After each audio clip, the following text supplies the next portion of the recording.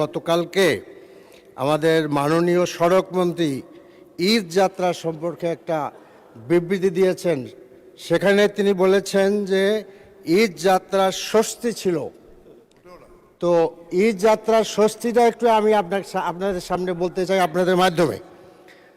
আমাদের আর বিআরটি এর রিপোর্ট অনুযায়ী এই ঈদ যাত্রায় 170 জন মারা গেছে, আর হলো যাত্রী কল্যাণ সমিতির রিপোর্ট অনুযায়ী 370 জন। এরপরে আমরা দেখলাম যে দৌলতদিয়া একটা আস্ত বাস পানির নিচে চলে গেল। তো এখন আমাদের মাননীয় সড়ক মন্ত্রী বললেন যে স্বস্তির যাত্রা ছিল। তখন আমার প্রশ্ন হলো যে আর কত লোক মারা গেলে তিনি অস্বস্তি বোধ করবেন? এবং মাননীয় স্পিকার, আরও কথা আছে। এবং এই যে দৌলতদিয়ায় এত মর্মান্তিকভাবে লোক মারা গেল, সেখানে সড়ক মন্ত্রী গেলেন না।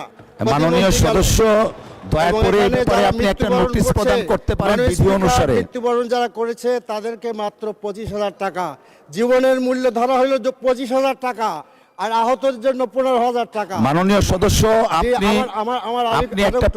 কয়েক সেকেন্ড আপনি নোটিশ প্রদান করতে পারেন, তারপরে আমরা বিবেচনা করব। অসংখ্য ধন্যবাদ মাননীয় সদস্য। কয়েক সেকেন্ড আমি চাচ্ছি। এখন আমার প্রশ্ন হলো যে এইরকম একটি কন্ট্রাক্টরি উনি বিবৃতি দিলেন, কারণ সড়ক মন্ত্রী কি এ ব্যাপারে আমরা যে ওয়েস্টমিনিস্টার ফলো করি, ব্রিটেন হইলে তো তিনি পদত্যাগ করতেন। তিনি এরকম কোনো চিন্তা করবেন কিনা? তিনি কোনো চিন্তা করবেন কিনা? মাননীয় সদস্য।